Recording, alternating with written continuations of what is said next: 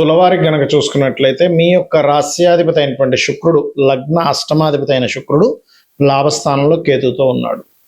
మరి లాభస్థానంలో ఉండేటువంటి కండిషన్ ఏమిటి?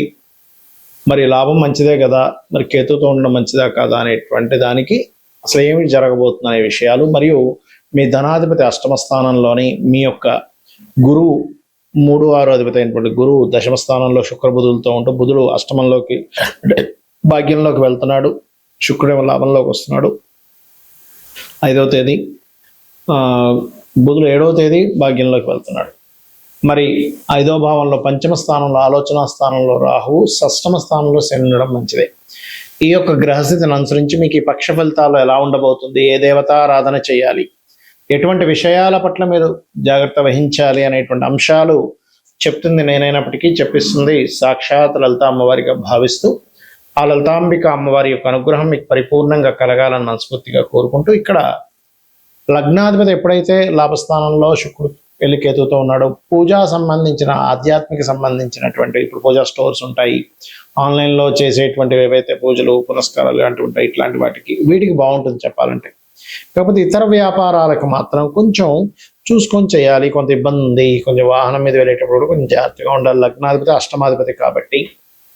అదేవిధంగా ఎక్కువ లాభాలు వస్తాయని కొన్నిసార్లు చూడడం ఏదో వస్తుందని, ఎందుకంటే ఇక్కడ 2వ అధిపతి ధనాధిపతి అయినటువంటి కుజుడు అష్టమంలో ఉంటూ శుక్రకేతువులను చూస్తున్నాడు. సో ఇక్కడ ధనాధిపతికి శుక్రకేతువులతో సంబంధం ఏర్పడింది. ఇక్కడ శుక్ర రాశుల్లో ఉంటే శుక్రకేతువులతో చూడడం వల్ల కాబట్టి కాస్త ఈ వ్యాపార సంబంధించిన విషయంలో సప్తమాధిపతి కూడా అవుతాడు కాబట్టి పార్ట్నర్షిప్ సంబంధించిన విషయాల్లోని, మరియు ఏదో ధనం ఇస్తే ఏదో లాభం వస్తుందని కొంతమంది మనం డబ్బులు ఇస్తూ ఉంటాం, ఇరుక్కుపోవడం జరుగుతూ ఉంటాయి, గుర్తుపెట్టుకోండి.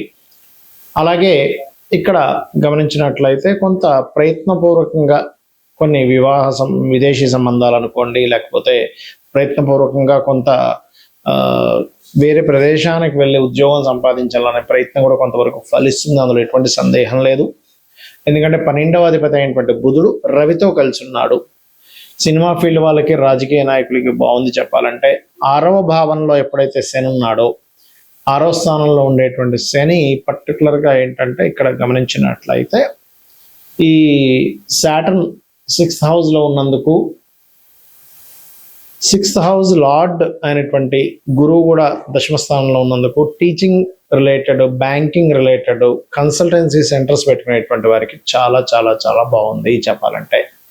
ఇక మీరు నిత్యము చేయవలసినటువంటి దేవతారాధన దుర్గాదేవి యొక్క ఆరాధన. నవగ్రహాల్లో రాహువు, కేతువు, శుక్రుడు ఈ 3 గ్రహాల దగ్గర దీపారాధన చేయడం చేయండి.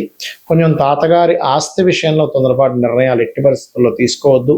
ఉదయం నిద్రలేచిన వెంటనే ఒక్కసారి లక్ష్మీ గణపతిని, దుర్గాదేవిని స్మరించుకొని నిద్రలేవండి, అన్ని విధాలా బాగుంటుంది. కొన్ని గ్రహాల యొక్క కంజంక్షన్ ఏవైతే ఉంటుందో, ఈ కంజంక్షన్స్ అనేటువంటివి మీ పర్సనల్ చార్ట్లో ఉన్నా, లేకపోతే జనరల్గా గోచారంలో వచ్చినప్పుడు ఒక 15 to 20% దాని ఎఫెక్ట్ చూపిస్తుంది. మీ పర్సనల్ చార్ట్లో వచ్చినప్పుడు మీకు ఆ మహాదశలు, అంతర్దశలు వచ్చినప్పుడు మాత్రమే ఎఫెక్ట్ చూపిస్తుంది. ఎందుకంటే ఈ విషయాన్ని నేను మీకు ఎందుకు పర్టికులర్గా చెప్తున్నా అంటే, ఇవాళ మనం చూసినటువంటి ఇప్పుడు ఈ 15 రోజులు పక్ష ఫలితాల్లో చెప్పుకునేటువంటి గోచారంలో చాలా స్పష్టంగా శుక్రకేతువుల యొక్క ఎఫెక్ట్ ఎక్కువగా ఉంటుందని చెప్పుకున్నాం. సో ఈ శుక్రకేతువుల యొక్క ప్రభావం ప్రతి ఒక్కరి జాతకంలో మీకు అది కంపల్సరీ బ్యాడ్ ఎఫెక్ట్ ఇస్తుందా, మంచి ఎఫెక్ట్ కూడా ఇస్తుందా అనేటువంటిది ఒక సిస్టమ్ ఉంది. అదేమిటి అంటే శుక్రుడు ధనము, శుక్రుడు స్త్రీ, శుక్రుడు వివాహము, శుక్రుడు వాహనాలు, గృహాలు, లగ్జరీ లైఫ్. ఈ యొక్క శుక్రుడు కేతుతో కలిసినప్పుడు ఏమవుతుందంటే ఒక్కొక్కసారి వాంటెడ్లీ వీళ్ళకి వాటి మీద ఇంట్రెస్ట్ లేకపోవడం జరుగుతూ ఉంటుంది, లేదా వాటి కోసం ఎంతో ప్రయత్నం చేస్తున్నా సరే సంపాదించినట్టే సంపాదించిపోవడం కూడా జరుగుతూ ఉంటుంది. అయితే ఇది ఎప్పుడు మీరు గనక శుక్ర మహర్దశ కానీ కేతు మహర్దశ కానీ మీ లైఫ్లో ఉండాలి. అంటే ఉదాహరణకి అశ్విని నుంచి మనకి 27 నక్షత్రాలు ఉంటాయి. అశ్విని, భరణి దాటిన తర్వాత కృత్తికలో పుట్టారు ఉదాహరణకి, వాళ్ళ శుక్రదశ ఎప్పుడు వస్తుందండి? రాదుగా. వాళ్ళకి ఎప్పుడు వస్తుంది? దాదాపుగా 90 ఏళ్ళకి వస్తుంది. 90 ఏళ్ళకి ఎప్పుడు అప్పుడు ఫలితమే ఉంటుంది, బాగా ఏజ్డ్ పర్సన్ అయిపోయి ఉంటాడు. కాబట్టి అది కాదు. మీరు ఉదాహరణకి అశ్విని నక్షత్రంలో పుట్టారు, లేదా భరణి నక్షత్రంలో పుట్టారు, లేదా రేవతిలో పుట్టారు, లేదా ఉత్తరాభాద్రలో పుట్టారు, ఒక ఏజ్లో వస్తాయి, అప్పుడు చూసుకోవాలి. అది కూడా ఏంటి? శుక్రుడు బాగుంటే మంచి ఫలితం, శుక్ర మహర్దశ. శుక్రుడు పాడై ఇలాగే కేతుతో కలిసి ఉంటే అన్ని స్ట్రక్ అవ్వడం, అంటే భార్య కొన్ని కారణాల వల్ల కొంతమందికి ఎలా ఉంటుందంటే జీవిత భాగస్వామితో విడాకులు అవ్వవు, కానీ జీవిత భాగస్వామి ఒక దగ్గర, వీరు ఒక దగ్గర నివాసం ఉంటూ ఉంటారు, గుర్తుపెట్టుకోండి. కాబట్టి ఏంటంటే ఆ రకంగా ఈ శుక్రుడికి సంబంధించినటువంటి విషయాల్లో ఈ రకమైనటువంటి ఫలితాలు కూడా పొందుతూ ఉంటారు. అదేవిధంగా మరొక విషయం ఏంటంటే ఇక్కడ మీరు ఎప్పుడైనా సరే గుర్తుపెట్టుకోండి, శుక్ర మహాదశ వచ్చినప్పుడు అందరూ ఏమనుకుంటారంటే శుక్రుడు అంటే ఇంకేముంది, అసలు అద్భుతం, నేను ఇంకా నాకు ఇంకా లగ్జరీ, కొన్ని కోట్లు సంపాదిస్తాను, వాహనాలు గృహాలు ఉంటాయి అనుకుంటారు. కాదు, శుక్రుడు బాగుంటే నిజంగానే అన్ని కోట్ల రూపాయలు ఇస్తాడు, అంతా బాగుంటుంది. కానీ కేతువుతో కలిసి ఉండి, ఆ కేతువుతో కలిసి ఉండి కూడా కొంతమందికి యోగిస్తుంది. అది ఎప్పుడో చెప్తానండి. కొన్ని కెమికల్ రిలేటెడ్, ఫార్మా రిలేటెడ్ పూజాది కార్యక్రమాలు చేయించేవారు, అమ్మవారు ఉపాసకులు, లక్ష్మీ గణపతి ఉపాసకులు, పూజా సామాగ్రి స్టోర్స్ పెట్టుకునేటువంటి వారికి మళ్ళీ యోగిస్తుంది, గుర్తుపెట్టుకోండి. కాబట్టి ఇక్కడ ఏంటంటే మీరు ఏ వృత్తిలో ఉన్నారు, ఏ మహాదశ నడుస్తుంది, మీకు ఆ వృత్తి మీ జన్మజాతకంలో ఉండేటువంటి కాంబినేషన్స్కి కనెక్ట్ అవుతుందా లేదా. అంటే ఎలా అంటే ఒక వ్యక్తి చూడండి, ఒక బీటెక్ చదివాడు, సాఫ్ట్వేర్ చదువుకున్నాడు, అతని సాఫ్ట్వేర్ రంగాలకు సంబంధించిన దాంట్లో అతను జాయిన్ అయితేనే అతను చాలా చక్కగా ఆ యొక్క వృత్తిని నిర్వహించగలుగుతాడు. అలా కాకుండా అతన్ని తీసుకెళ్ళి మెకానికల్లోనే వేశారు, లేకపోతే మ్యాథ్స్ టీచర్గా చెప్పమన్నారు, లేకపోతే ఇంకోటి ఏదో చేయమన్నారు, చేయలేడు. అంత మాత్రం చేత అతని దగ్గర టాలెంట్ లేనట్టు కాదు. అలాగే ప్రతి జాతకంలో కూడా ధనయోగం ఎందులో ఉందో తెలుసుకోవాలి. ధనయోగం లేకపోవడం కాదు, ఉంటుంది, కానీ అది ఎందులో ఉందో తెలుసుకోగలగాలి. చాలా మంది చూడండి, నేను చాలా వ్యాపారాలు చేశానండి, ఆఖరి హోటల్ పెట్టుకుని బాగా నడుస్తుంది అంటారు. లేదా కొంతమంది చాలా వ్యాపారాలు చేశారు, చాలా ఉద్యోగాలు చేశారండి, స్క్రాప్ షాప్ పెట్టుకున్నాను సరే కోట్లు సంపాదించాను అంటాడు. అంటే ఏమిటి, వాళ్ళకి దాంట్లోనే ఉంటుంది. మరి అంతకుముందు ఎందుకంటే అవన్నీ చేశారు, జాతకంలో ఇది ఉంటాయంటే వాళ్ళకి అవన్నీ చేసి నష్టపోయే యోగం కూడా ఉంటుంది. బ్యాడ్ పీరియడ్ ఒకటి నడుస్తూ ఉంటుంది, దాన్ని కూడా సెట్ చేసుకోవచ్చు. ఈ కలియుగంలో నామస్మరణ ద్వారా వృత్తిలో మీరు సరిగ్గా రాణించలేకపోతున్నారు, ఓం మాణిక్య మకుటాకార జానుద్వయ విరాజితాయ నమః చేయండి, చక్కగా వృత్తిలో సెటిల్ అవుతారు. ఏంటి ఫైనాన్షియల్గా నాకు ఎప్పుడు ఇబ్బంది ఉంది, ఓం సంపత్కరీ సమారూఢ సింధుర వ్రజ సేవితాయ నమః, లేదా ఓం ధర్మాధ్యక్ష ధనాధ్యక్ష ధనధాన్య వివర్ధిని నమః చేసుకోండి.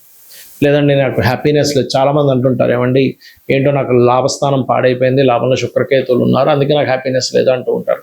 అలాంటప్పుడు చాలా చక్కగా అమ్మవారి పాదాలు పట్టుకొని అమ్మవారిని ఓం ఇంద్రగోప పరిక్షిప్త స్మరతో నాభజంగికాయ నమః అనే మంత్రం చేయండి, ఖచ్చితంగా బాగుంటుంది. ఈ రకంగా ఏంటంటే ఇది కలియుగం కాబట్టి కలిలో నామస్మరణ ద్వారా మనం తరించవచ్చు, పెద్దగా ఏమి టెన్షన్ పడాల్సిన అవసరం లేదు. దాన్ని యాక్సెప్ట్ చేయగలగాలి. పూర్వజన్మలో చేసిన కర్మ వల్ల ఈ యొక్క గ్రహస్థితి ఏర్పడింది కాబట్టి నేను దీన్ని ఈ రకంగా నేను మార్చుకోగలగాలని ఒక నామస్మరణ మీ యొక్క జీవితాన్ని ఖచ్చితంగా మారుస్తుంది, గుర్తుపెట్టుకోండి.